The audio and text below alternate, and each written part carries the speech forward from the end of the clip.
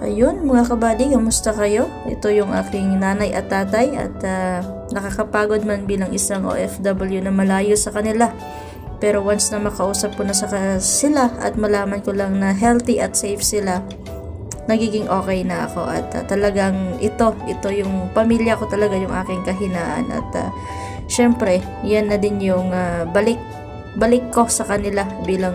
isang anak na nagsakripisyo yung mga magulang. Hindi man ako nakapagtapos ng pag-aaral pero andito ako para ibalik sa kanila kung ano yung sakripisyo nila at masarap sa pakiramdam na yung dati hindi nila na-experience, yun is na-experience nila dahil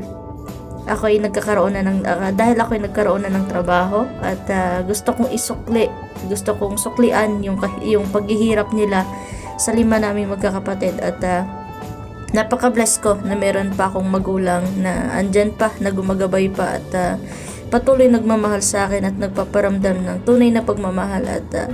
thankful ako na meron akong nanay at tatay at syempre sa aking mga kapatid din. Papasalamat din ako na kahit gaano man kahirap yung sitwasyon minsan, may hidwaan man, may hindi man pagkakaunawaan, pero pagdating sa pamilya, pagdating sa mga magulang ay nagkakaisa kami at nagtutulungan at syempre sa lahat po ng buhay pa ang mga magulang, pahalagahan natin sila at habang buhay pa sila, iparamdam natin sa kanila yung masarap at masayang buhay at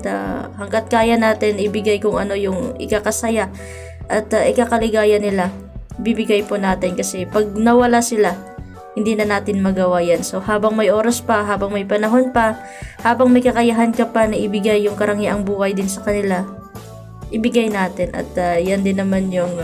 sukli ng sakripisyo nila at yung aking nanay nga is iniisip yung naging gastos dahil nagkasakit siya at hanggang ngayon is nag-antibiotics pero yun yung sabi ko sa kanya, huwag niyang isipin ang gastos, pera lang yan, mahahanap lang yan. Pero ang isang magulang pag mawala, hindi na pwede mahanap yan at hindi na pwedeng mapalitan kahit nino man. So mga kabady, kung buhay pa yung mga magulang, iparanas natin sa kanila yung sarap sa pakiramdam na hindi nila na-experience dati is ma-experience nila. Kaya habang buhay pang ating magulang, andyan pa din yung pagmamahal at wag natin pagdamutan kung ano yung kaya nating ibigay sa kanila at kung ano man yung ating kayang ipadama sa kanila. So sa aking nanay at tatay, mahal ko kayo.